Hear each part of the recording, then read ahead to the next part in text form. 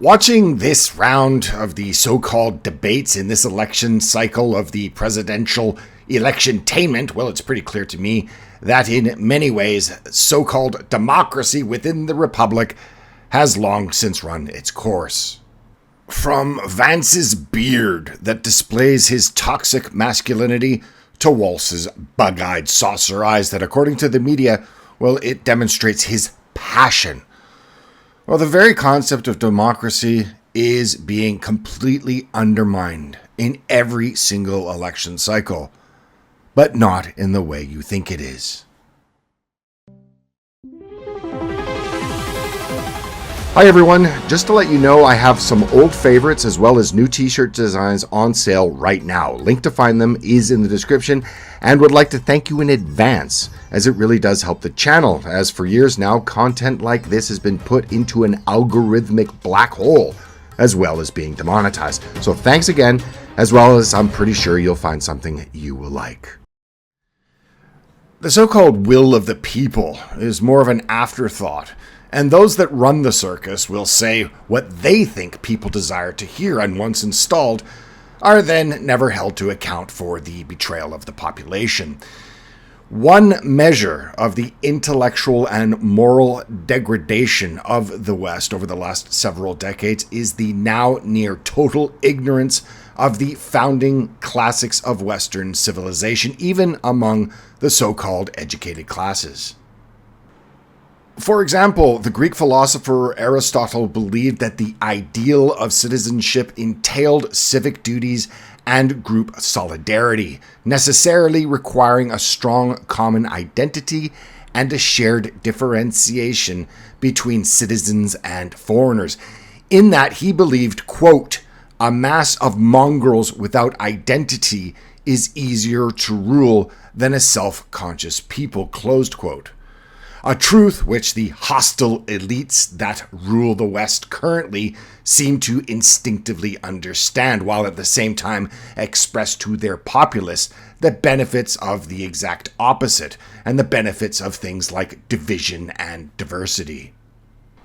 In any event, Aristotle clearly articulates how homogeneity, a common identity, and a sense of peoplehood are social goods, necessary for citizenship, solidarity, and freedom from tyrannical government. However, every aspect of the current iteration of the American Republic not only rejects the ideas of Aristotle, and I should say Aristotle did have profound effect on the Founding Fathers, but indeed, the current iteration of the American Republic welcomes all things that bring about tyranny.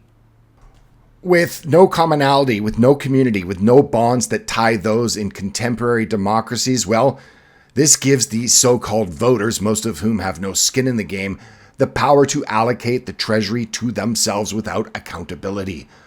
Votes are cast in secret, and those making decisions are never required to justify or bear the consequences of their actions.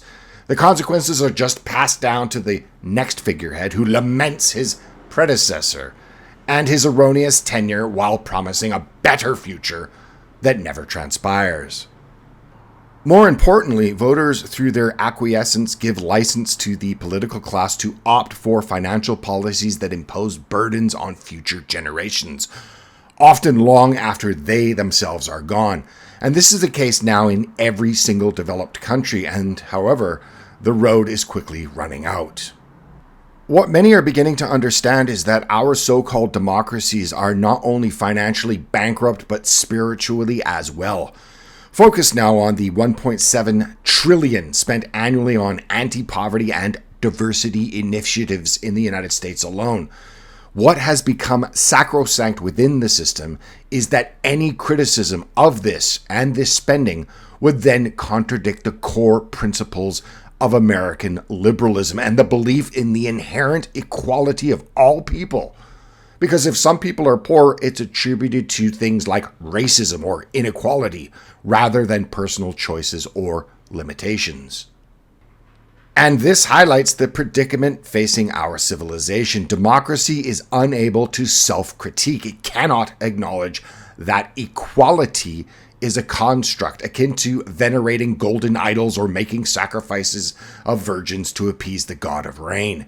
If diversity initiatives fail, the illusion of equality will be exposed, leading to the downfall of our so-called democracy, which is built on the concept that is as stable as shifting sand. To that point, consider this. Just a couple of days ago, California Governor Gavin Newsom just signed a new law banning local governments from requiring residents to present identification to vote in elections. So then if a person in California wants to operate a car, hop on a plane, or rent an apartment, well, they need ID. Voting in California, not so much. What's clear is that the Democratic Party, who are against voter ID, are publicly stating that they believe that their base has such a low collective IQ that they aren't even capable of even the most basic responsibilities when it comes to voting. What they really believe is understood by pretty much anyone with a room temperature IQ and above, however. Yet, across the Western world, democracies are at an impasse and have effectively bankrupted themselves with their anti-poverty and pro-diversity policies. They find themselves depleted, relying on socialist welfare, and their only strategy appears to be continuing down the same path, adhering to the principles of equality while dismissing all alternative approaches.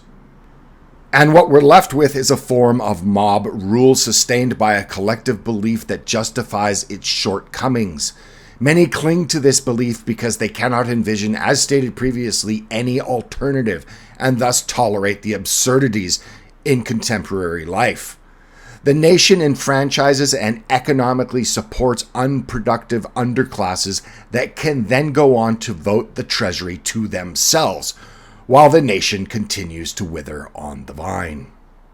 What we have to admit is that democracy is no longer sacrosanct and no longer works.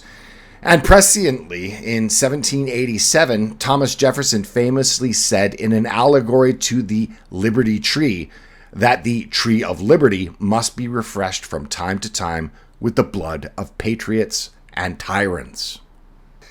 But I, however, think that most people will continue to focus on things that the media would like them to focus upon, like J.D. Vance's beard conveying aggression and opposition to feminist ideals and a sign of toxic masculinity. And while these same media experts praised Tim Walz for his bug-eyed expression throughout the debate, saying it showed his passion on the issues. So in the end, I think it's pretty easy to say that an entire overhaul of what we call democracy is needed, because the alternatives that will arrive spontaneously could be a lot worse. Thanks very much for watching. If you liked this video, please check to see that you're still subscribed, as YouTube has unsubscribed tens of thousands of people from this channel, which has been shadow banned for years.